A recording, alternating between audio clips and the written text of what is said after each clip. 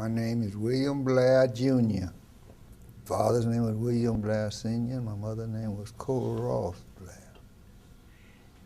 Started playing baseball when I was 10 years old at the YMCA on Flora and Bowl. Well, at the YMCA, they had a league down there, and I was playing with boys older than me when I was 12 years old. Woody Carlton, Barney Serrell. Barney Serrell is the one they went to get when they signed Jackie. Hell of a ball player. He played second base. Woody played on the same team with Jackie, the Kansas City Monarchs. What did he say about Jackie? Well, I saw him one time. I saw him in 1946 before he went to Mexico. Oh, there was no doubt about Jackie being a great ball player, but it was a whole lot of Negro better ball players than Jackie Robinson. A whole lot of them.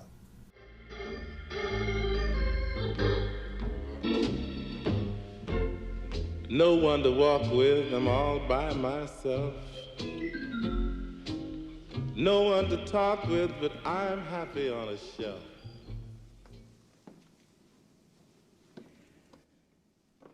I would like to thank all of you for being here this evening. Baseball is a game for the young and old, and it is good to see a mix of young and old here tonight.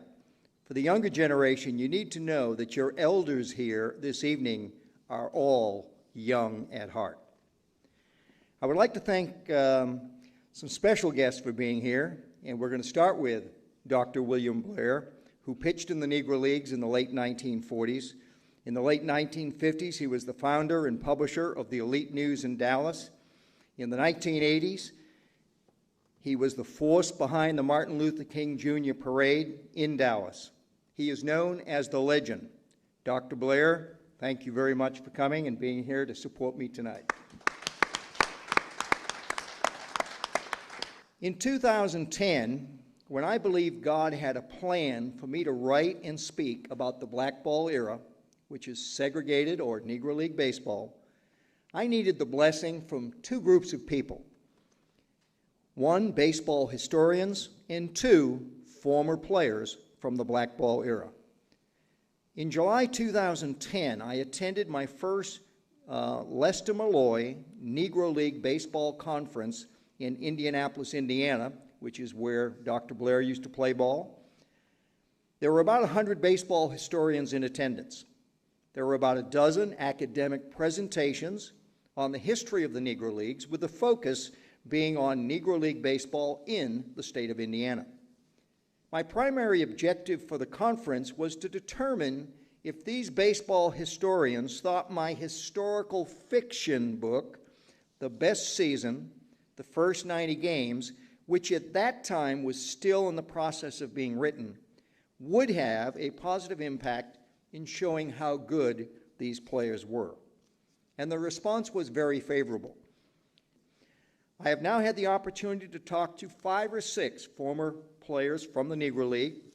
I met Dr. Blair in the fall of 2011. It was definitely a divine appointment. About 3 weeks before I met Dr. Blair, a friend of mine at church asked me if I saw on the local news channel that a former player from the Negro Leagues had a ballpark in South Dallas named after him. I said, no. What is his name? Well, my parishioner friend could not remember. And through a local jazz station, I found out the person I was looking for was Mr. William Blair, the founder and publisher of the Elite News. So I made an appointment to meet him. Now, Dr. Blair does not know me. My 2 biggest assets I had to share with him were, 1, my passion for baseball, which now included the Negro Leagues, and 2, a brochure I had my son-in-law produce for the Negro League Baseball Conference. After I introduce myself and review my brochure with him, Dr. Blair looks me straight in the eye, and I mean straight in the eye, and asked me point blank, Bob, who is one of the greatest players in history? And I knew this was my test. If I fail this test, it's strike 3 and the game is over. I looked Dr. Blair straight in the eye And with no hesitation, I say Oscar Charleston. According to Bill James, baseball historian, there were only 3 players better: Babe Ruth, Honus Wagner, and Willie Mays. Dr. Blair smiles, and I knew I'd hit the ball out of the park. Meeting Dr. Blair and hearing his story one-on-one just really inspired me. Here's a guy that owns his own newspaper.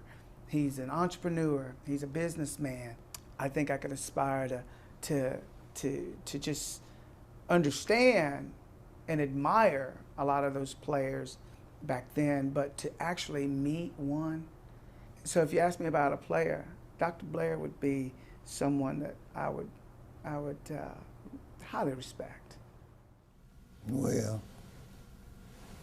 we were in Birmingham, Alabama.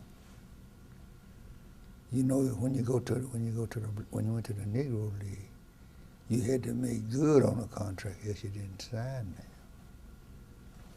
So we was playing the Cleveland Buckeyes that had just won the World Championship the year before. So they're gonna get rid of me, you know, by my size. So I started the game. I waltzed them for about 4 or 5 innings. So Tommy Sampson, who was the manager of the Birmingham Black Panther, Black, you think you can finish it up? I said, oh yeah, I can finish it up. There's a man named Winfield Welch who handled everything for the Harlem Globetrotters and Chicago American Giants for Abe Sappler's time. Saw me, gave me $100 bill. I never shall forget. He said, meet me over at the Paige Hotel in New Orleans, Louisiana. That's how I got in the Negro League. Okay, again, the definition of blackball. 1887 to 1946, segregated baseball was the blackball era. In 1947, Jackie Robinson reintegrated baseball. But in 1872, Bud Fowler broke the color line in professional baseball. Fleetwood Walker was playing for Toledo in the American Association in 1887 when the unwritten agreement by the white owners banned black ball players for the next 60 years in Major League Baseball. This period from 1887 to 1947 was 60 years when the great black ball players, the owners of those teams, the managers, the black press, and the fans had to play, watch, and write in the shadows. It was great, exciting baseball, which most of the country missed out on. The era of 1900 to 1919 was mostly independent black baseball teams. Smokey Joe Williams, who was a pitcher, and Pop Lloyd, shortstop, are early stars of the blackball era. In 1920, led by Rube Foster, former great player, the Negro National League was formed with teams primarily from the Midwest, the Chicago American Giants, Indianapolis ABCs, St. Louis Giants, the Detroit Stars, and the Kansas City Monarchs. The Eastern Colored League was formed in 1923 with the Hilldale Daisies, Atlantic City Bacharachs, Baltimore Black Sox, the New York Lincoln Giants, the Brooklyn Royals, and the Harrisburg Giants.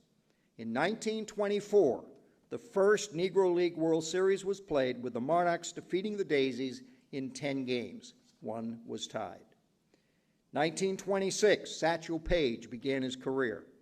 Bill James, baseball historian, ranks Paige as the second best pitcher in baseball behind Walter Big Train Johnson of the Washington Senators. Paige was also considered to be the first free agent in baseball. You know, supposedly that happened in the 1970s.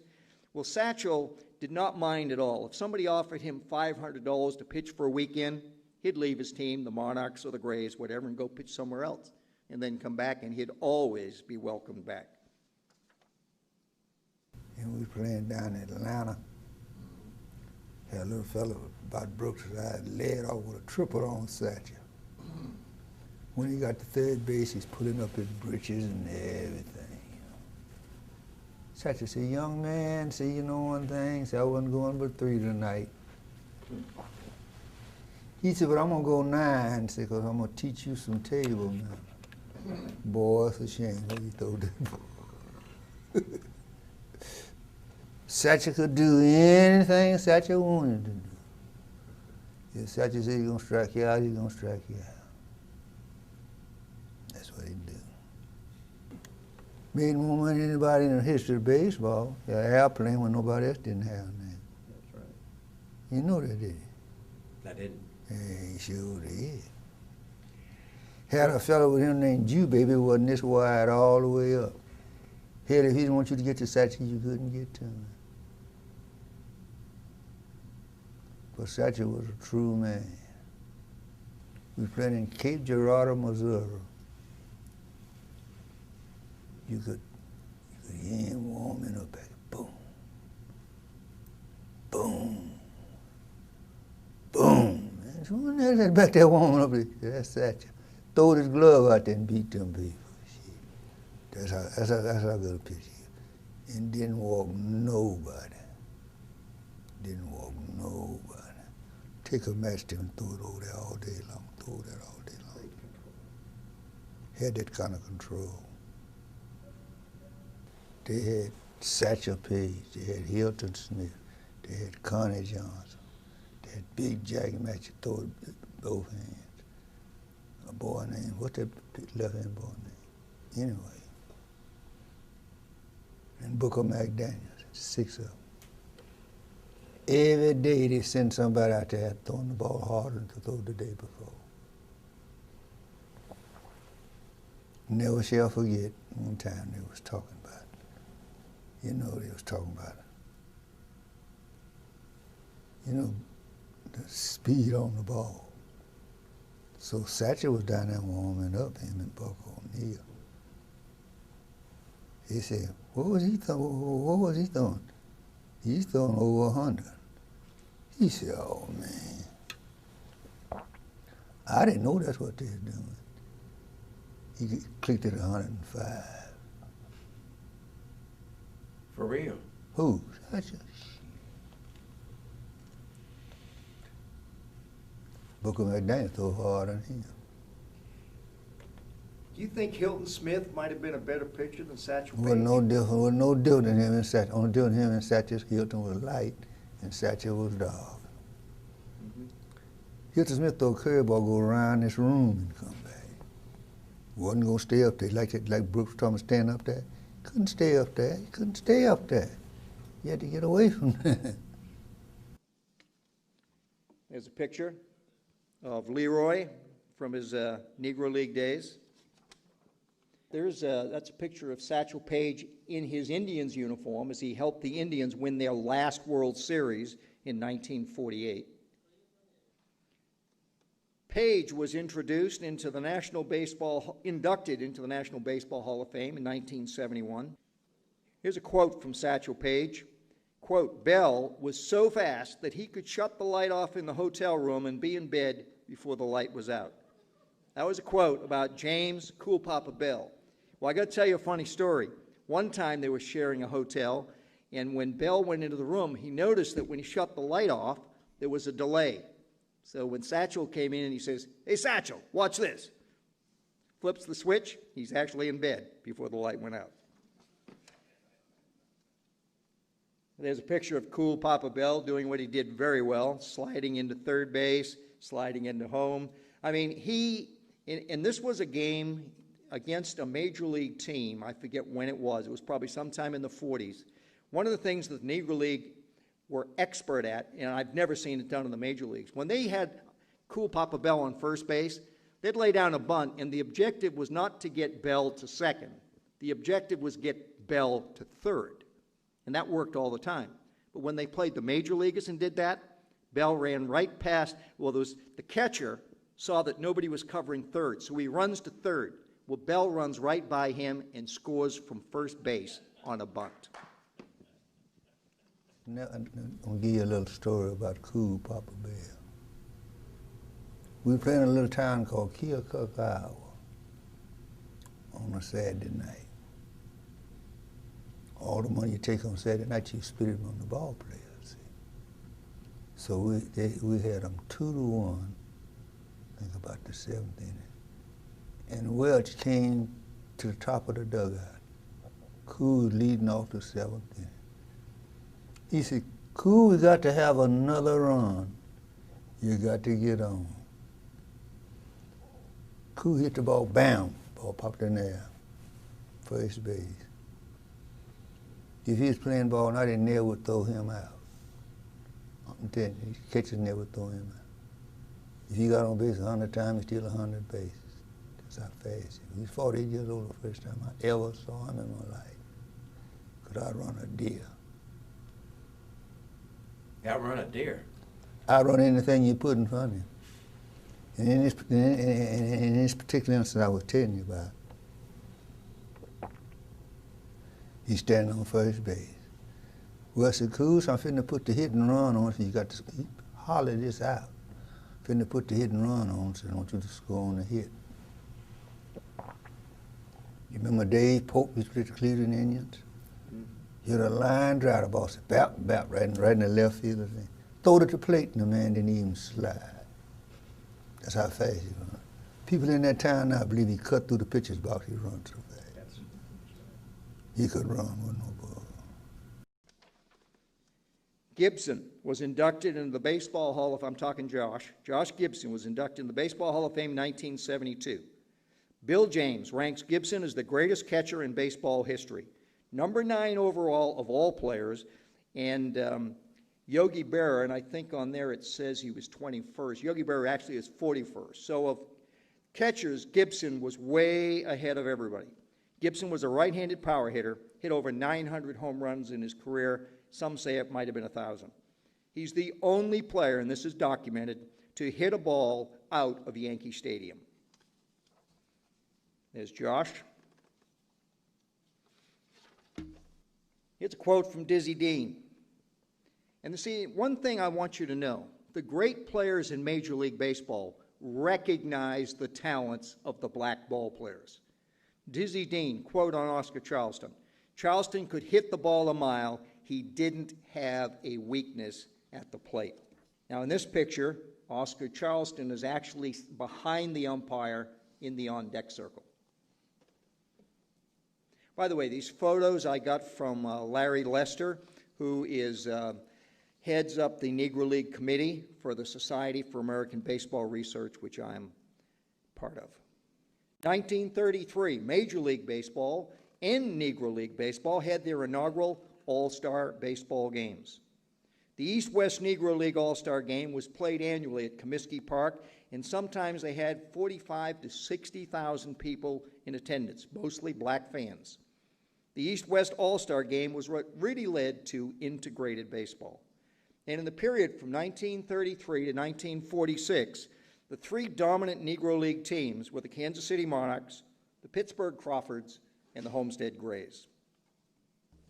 Now here's a quote from Honus Wagner. Now Honus Wagner played 100 years ago, more than 100 years ago, great shortstop for the Pirates, and he's probably the second best player in baseball history, maybe Babe Ruth, the only one better. And he says, the number 2 guy in baseball history, Honus Wagner says, I am honored to have John Pop Lloyd called the Black Wagner. It is a privilege to have been compared to him. I tell you, a ball player that don't say nothing about it. He's dead and gone, died in 1978. Probably one of the best ball players that ever lived, mechanically. Junior Gillum. Junior Gilliam. Could play. Played with the Dodgers. Played with the Dodgers? That's right. Played second base. That's where Jackie went play when he first went to the Dodgers. So the second year then, 47 or 47. He told us, well, you got to find you another spot to play because we got a second base. And that was Junior Gillum. They moved in the first base because Gil Hodges died. Then when Gil Hodges played first base, he died. Put Jackie over there. Goose Tatum was the funniest fella that ever lived. Everything he did, it tickled him better than it did you because he really enjoyed what he was doing. He was my roommate. Your roommate? Yeah, he was my roommate. Well, I wanted the few could get along with him, say anything I wanted to him, and do anything I wanted to him. He never get angry at me. And why did he leave baseball and go to the Harlem Globetrotters? Well, he made more money. That's easy. See, we was in a hotel at the Ferguson Hotel on 22nd and Interstate in Indianapolis, Indiana.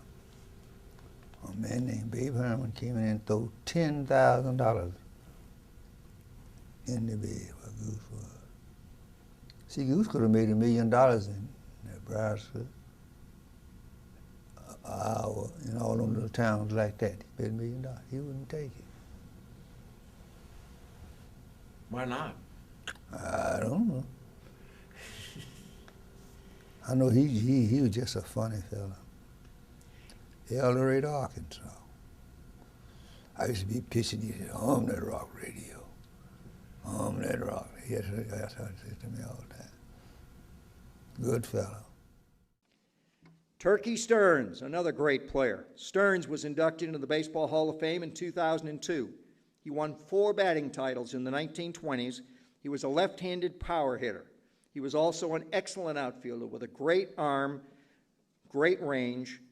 Bill James ranked Stearns as number 25 of the top 100 players. There's a picture of Turkey in his Monarchs uniform. He was also played quite a bit for the Detroit Stars. Okay, I want to go over, I'm going to do some things here to focus a bit about how the book was written, why it was written. The purpose was to honor these 21 Negro League stars on the field between the foul lines for a full season of baseball. 165 plus games, plus playoffs, against 375 of the greatest players in baseball history from the 1880s to the 1980s. And when Satchel Paige was facing these great players, it was going to be best on their best season. That's why the book was called The Best Season.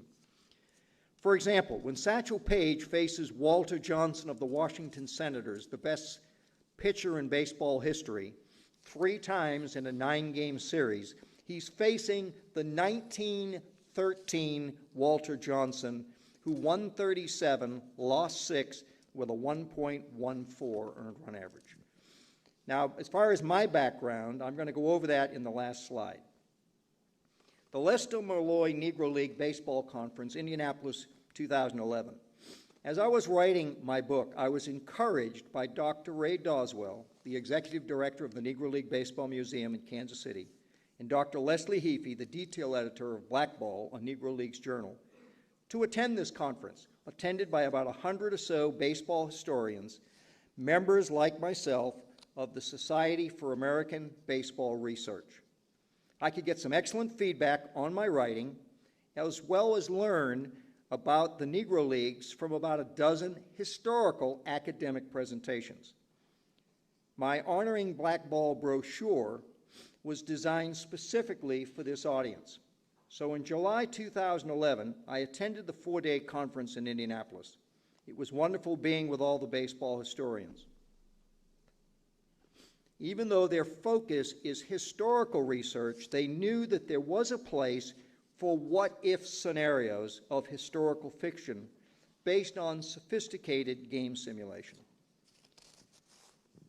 Let me give you a couple of brief stories from meetings with Monty Irvin and Dr. Blair. Monty Irvin, one of the things I asked him to share with my grandson Caleb when we met him a couple years ago was, tell Caleb about the bus rides. So Monty says, we used to play 3 games in a day, and the 3 games would be played in 3 different cities. And they'd ride from one place to the other. In fact, sometimes in those hot days, and the uniforms were very warm uniforms, the old flannel uniforms. He says they used to hang them outside the window, and they'd sit there in their shorts just to keep cool. But he also told Caleb, he says, Caleb, I can sleep better on a bus than in a hotel. And why is that? They slept mostly in a bus, not a hotel. Well, let me just briefly here. Bill James put out a wonderful book for baseball stat guys like myself on wind shares. It basically tells you the value of all the players in baseball history. It's a great book for saying, gee, who really is the greatest player?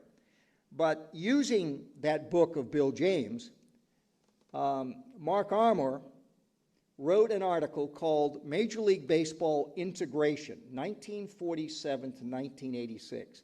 He was able to use that win share data, and in the first 15 years of integration, let's say from 47 to 62, as he did the comparisons, he noticed that the National League was way better than the American League over that period. And why was that? They did a much better job of bringing up Negro League stars. The great New York Yankees waited 9 years before they brought up Elston Howard. The Boston Red Sox, and I'm from Boston, they were the last team to integrate. They waited 12 years to 1959. What happened in the All-Star games during that 16-year period? 12 wins for the National League, 4 for the American League, because the National League did the job of going and getting these great players. This is important to me. I want to honor these guys, and I want to honor them like they'd be honored if they were at the ballpark. So bear with me. Who are these forgotten men? Cool Poppa Bell, Oscar Charleston, Turkey Stearns, Cristobal Torriente, Monty Irvin, outfielders, Pop Lloyd, Willie Wells, shortstop, Judy Johnson, Ray Dandridge, third base, Frankie Warfield, Newt Allen, second base, Mule Suttles, Buck Leonard, first base, Biz Mackey, Josh Gibson, catchers, pitchers, Martin DeHago, Bullet Joe Rogan, Leon Day, Bill Foster, Hilton Smith, and Satchel Paige. 19 of these 21 players have already been inducted into the National Baseball Hall of Fame, and Bill James ranks 11 of these players on the top 100 list of the best players ever.